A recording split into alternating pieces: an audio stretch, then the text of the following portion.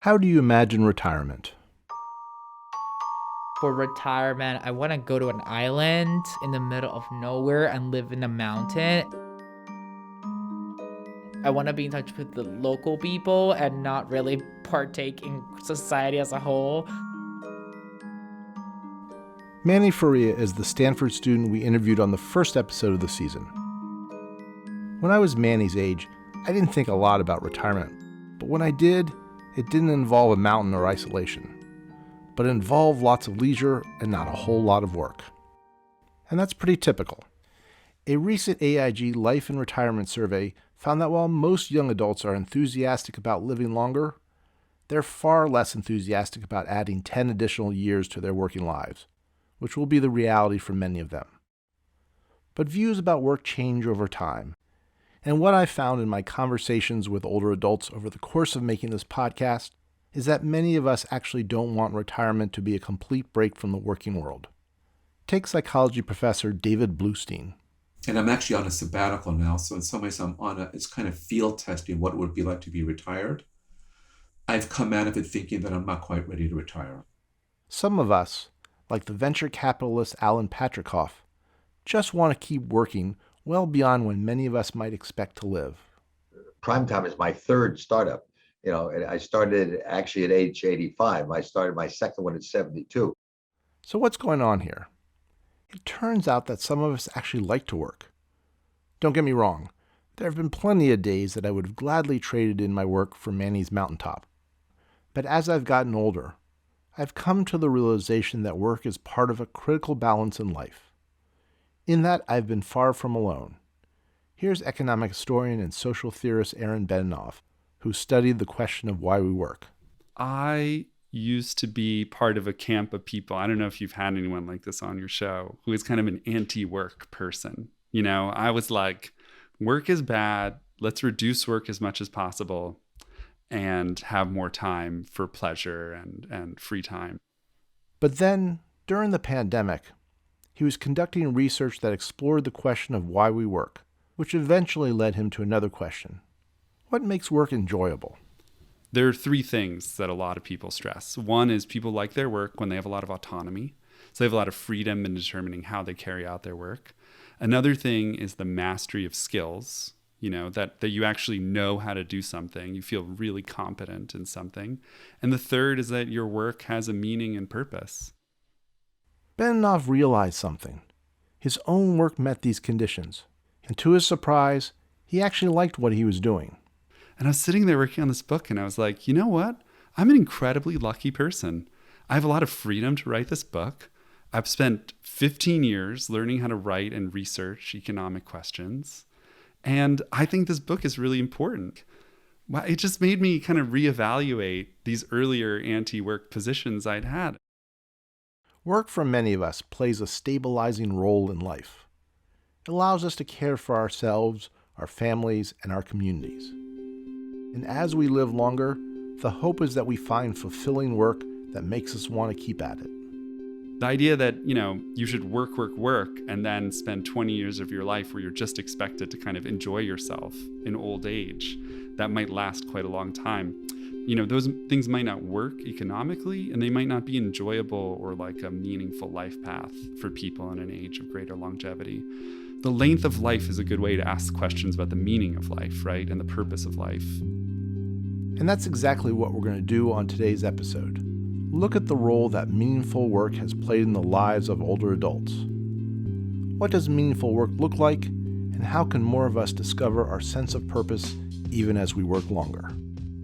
From the Stanford Center on Longevity, Century Lives is here to start the conversation. I'm your host, Ken Stern. On this season of the podcast, we're exploring the 60-year career, what we want out of work, and what it means to have more meaningful careers over a longer lifespan.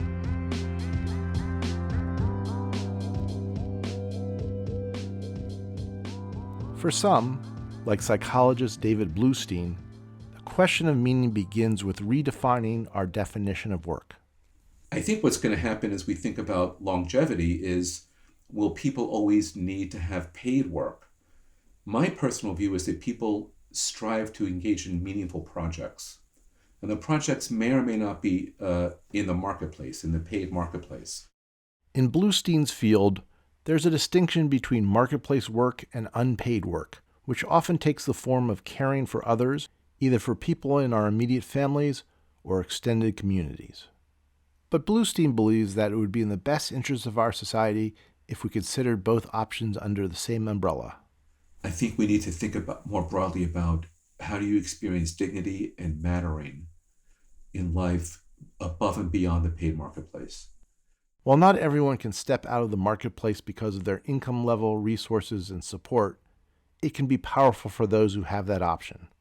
We spoke with someone who found her most meaningful work later in life. I'm Frisch Brandt. I'm 67 years young.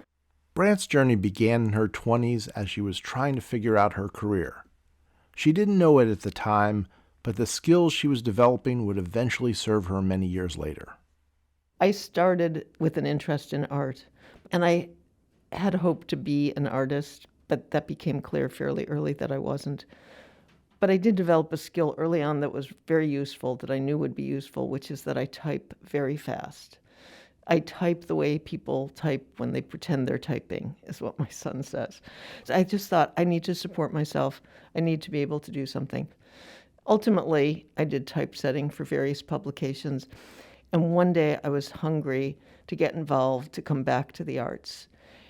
And circumstances and chance lined up, and I walked into an interview at the 𝐂𝐤𝐸 Trust, which 𝐂𝐤𝐸 was an important photographer in California. How are you? It's such a great pleasure to meet you. It really That's Johnny Carson on The Tonight Show, interviewing Imogen Cunningham in 1976, the same year she died. came out here. I worked for Vanity Fair. Vanity Fair magazine, and they sent you on an assignment to take pictures of Ugly men. ugly men. And I did Cary Grant. Did you consider him an ugly man? No, he convinced me that he wasn't. And I walked into the trust and basically started working that very day. I really had a choice, as many people do. I had been offered a better paying job typesetting, but I thought it was a Robert Frost moment, and I took the path less traveled. Brandt was in her 20s at the time. The path felt risky. As she recalls, photography was considered by some to be a lesser art form when she entered the field. But it seemed so interesting. Photography was really the medium of my generation. And that's where it began. Brandt eventually went to work at the Frankel Gallery, a premier photography gallery in San Francisco.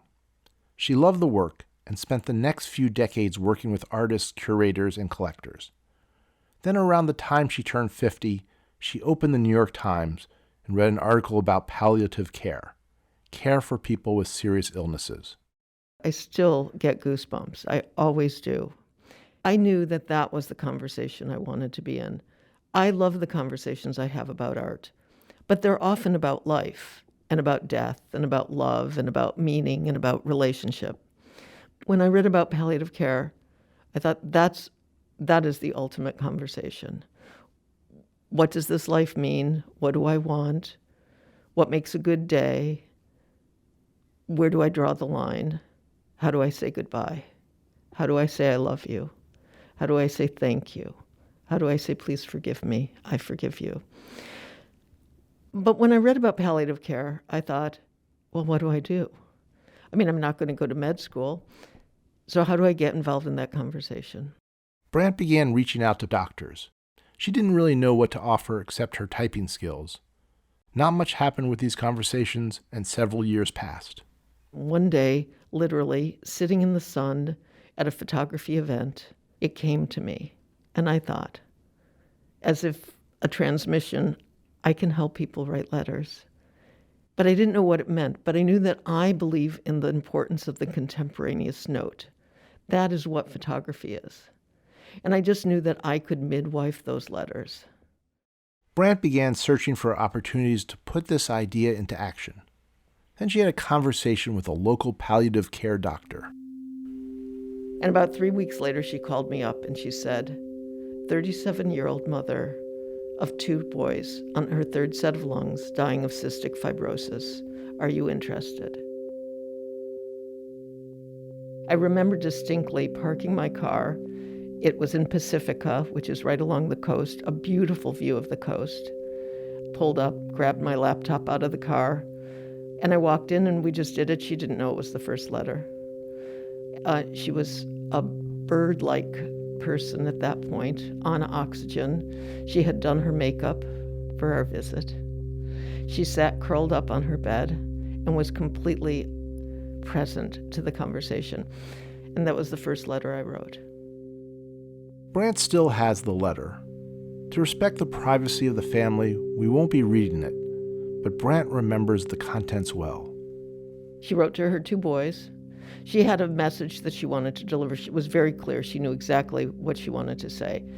She felt that kindness was the most important thing, and that when she wasn't here anymore, to remind them that she wanted them to be sure to turn to kindness.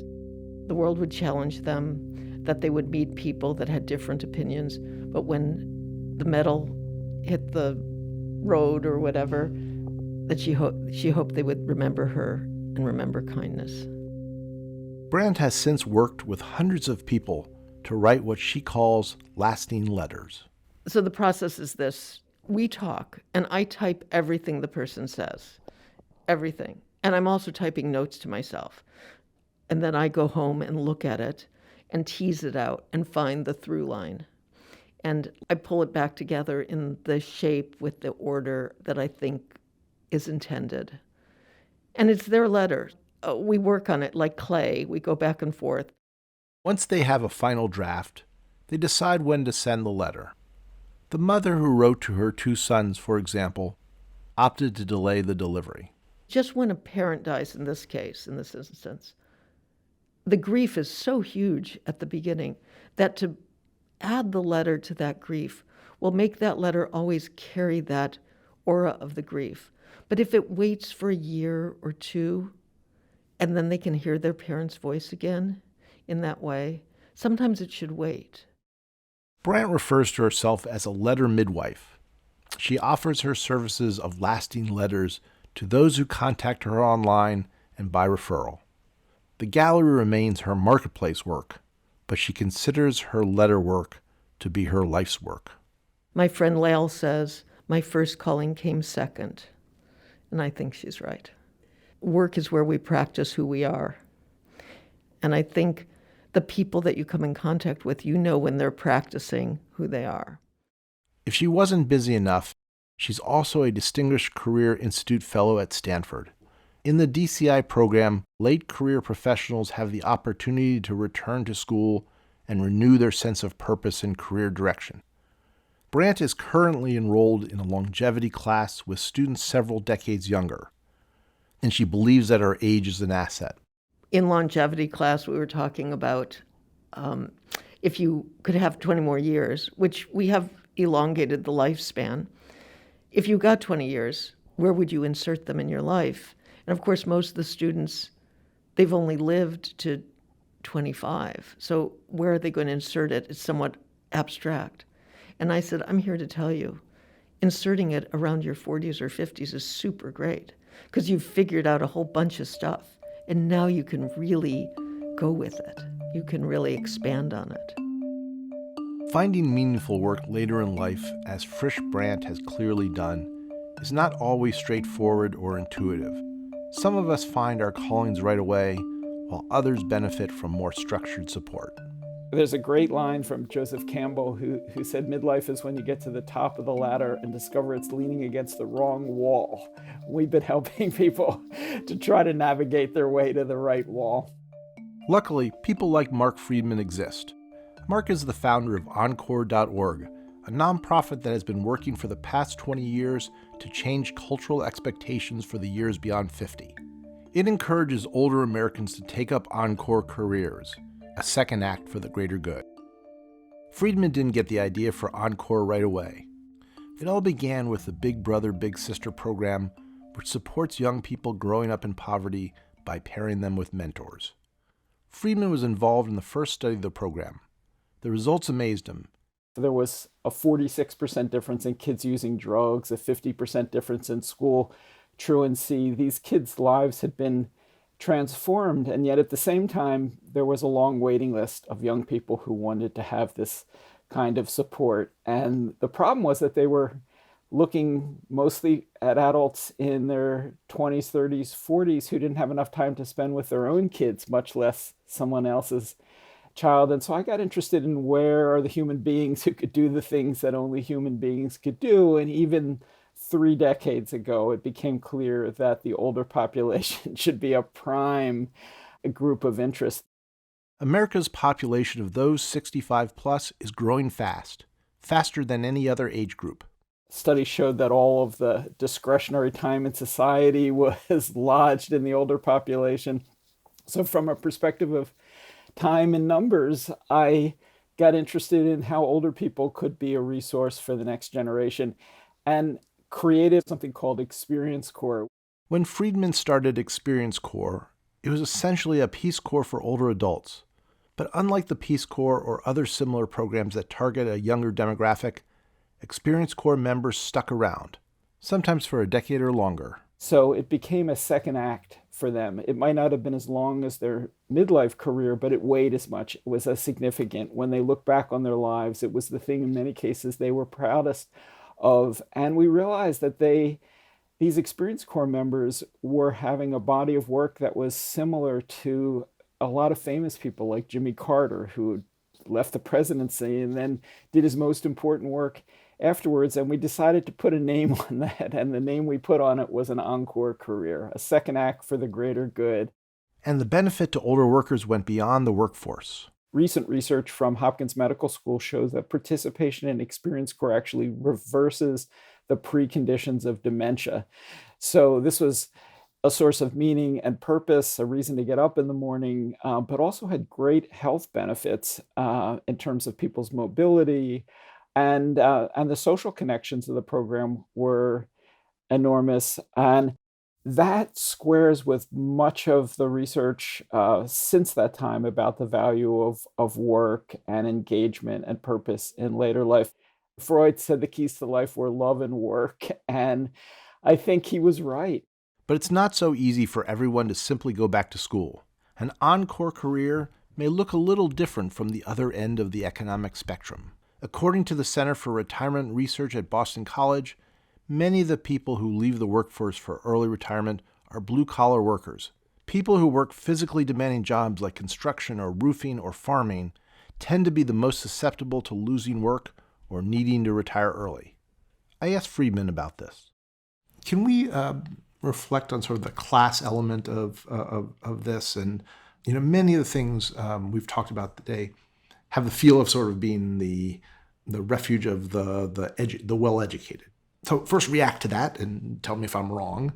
And secondly, how do you think about the 2/3 of Americans who don't have college degrees and how they should be thinking about their own careers as well?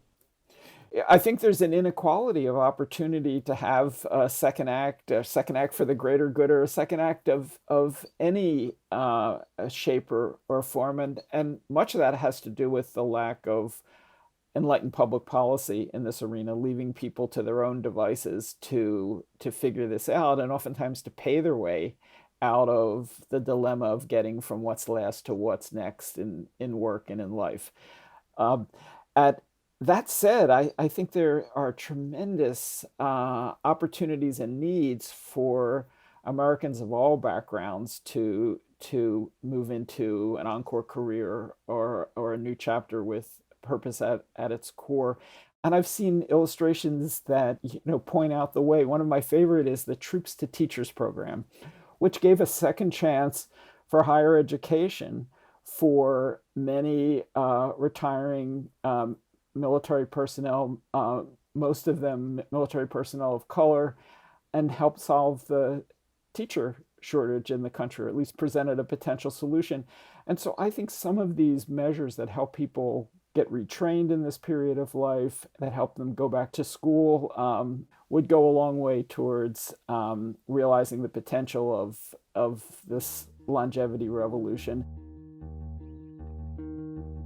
I am now probably in that key demographic of people who are eligible to start thinking about their encore careers, since I'm 58. One of the things about the three-stage life, it was pretty darn clear what the expectations were, and there were tools and social pressures about what you should do. It's less clear to me as I think about 65 or whatever the right age is, what the norms are and should be, and where do I go to figure it out? What would you say to me, a man desperately in need of guidance?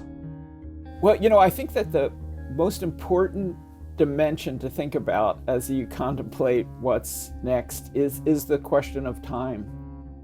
First of all, to recognize that you have a lot of time ahead, most likely, at least if according to the actuarial tables.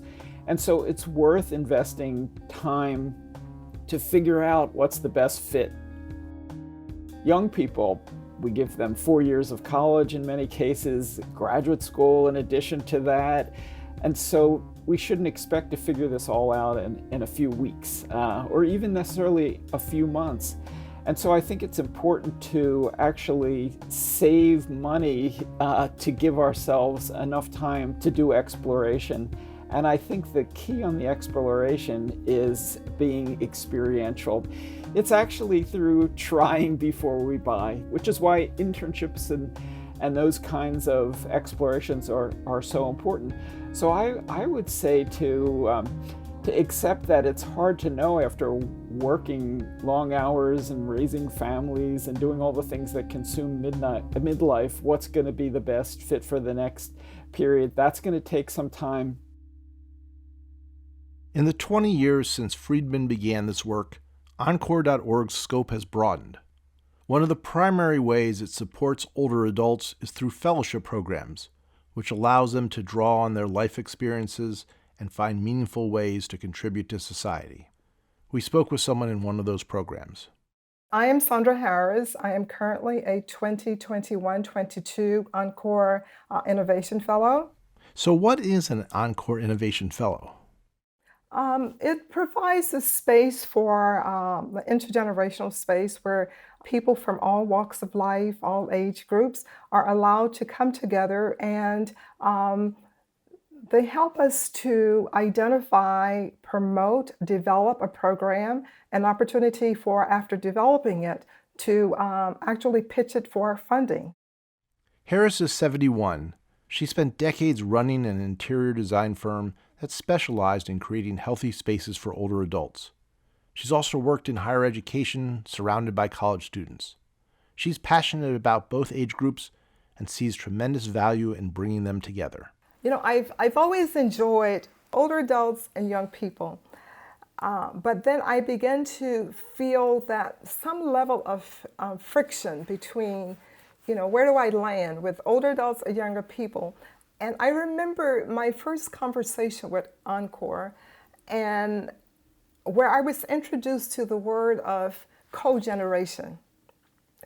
And that really, really helped to settle in my mind how we need to really not compete with each other, how we're all in this world together. This is our world, our society. So how do we come together and co-generate opportunities for longer, more fulfilling lives? And Harris has a plan that she thinks would add tremendous value both for younger and older people. My idea is to create what we're calling a digital cafe or a digital academy. I promote a co-generational approach to bridging the digital divide. I think it's very, very important to make sure that no one is left behind. Many young people who are digital natives and who are also looking for connections have an opportunity to work with older adults to develop the skill set and also to develop friendships. We're hoping to pilot 3 of them in 3 different communities throughout Massachusetts with the goal of providing a template that can be easily replicated not only in Massachusetts communities, but in communities throughout the country. Harris finds tremendous meaning in her work, and she believes finding purpose in work is critical for others, especially later in life. I think it's critical. It certainly has been critical to my life. I am preparing for a high school class reunion, so I have been spending much time with people who graduated from high school with me, and I look at how different their lives are. I remember asking a question once on one of our Zoom calls, well, for people who have retired, well, what do you do during the week? And they looked at each other and said, nothing. And I said, well, what do you do on the weekend? And they looked at each other and said, nothing. And I think it's absolutely critical to have a reason to get up every morning, to have a reason to do something. I get to speak to groups of older adults, and my word to them is, it's important that you embrace your wisdom, your experience, and to really remember that you have all of that still with you. And now is the time, to do all the things that you've perhaps wanted to or thought about doing in life that you never did before. Maybe it's time to write that book. Maybe it's time to tell your story. Maybe it's time to get involved, volunteer with your community. By the middle of this century, living to the age of 100 will become commonplace. It continues a remarkable trend that saw human life expectancies almost double between 1900 and 2000. This increase in life expectancy in just one century exceeds all of those in prior millennia of human evolution combined. It's a remarkable achievement, but it's happened so fast that many of our social norms, economic policies, and social institutions have lagged behind. Inevitably, our rules of society will change as we account for a longer life. Nowhere is that clearer than in the practices and policies that govern our work lives. The idea of longer careers is not an immediately attractive one. We started this season talking with young people, and with uncertain decades stretching ahead, it's not surprising that they were unenthusiastic about adding more years and more risk to their careers. And if you layer in an economy marked by increased precarity, declining job tenure, more work hours, and increased inequity, it makes Manny's mountaintop refuge sound surpassingly attractive. But it doesn't have to be that way. As we've heard throughout the season, we can design into careers that are longer, more purposeful, and more balanced. We can change the norms around work-life balance, lifelong learning and training opportunities, our understanding of age, and how we can continue to make contributions to our communities throughout our longer lives. If we do that, I bet Manny will be thinking differently about the rest of his longer and hopefully healthier and more productive life. The producers of Century Lives are Carrie Thompson, Aaron Slomsky-Pritz, and Cameron Chertavian. Music for this episode was provided by Ramteen Arablouei and Audio Network. Archival audio from San Francisco, MoMA. Century Lives is a production of the Stanford Center on Longevity, where our mission is to support ideas and research so that century-long lives are healthy and rewarding ones. You can find out more about us at longevity.stanford.edu.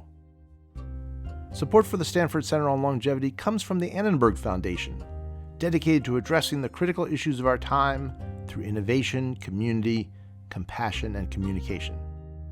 Thanks for listening. I'm Ken Stern.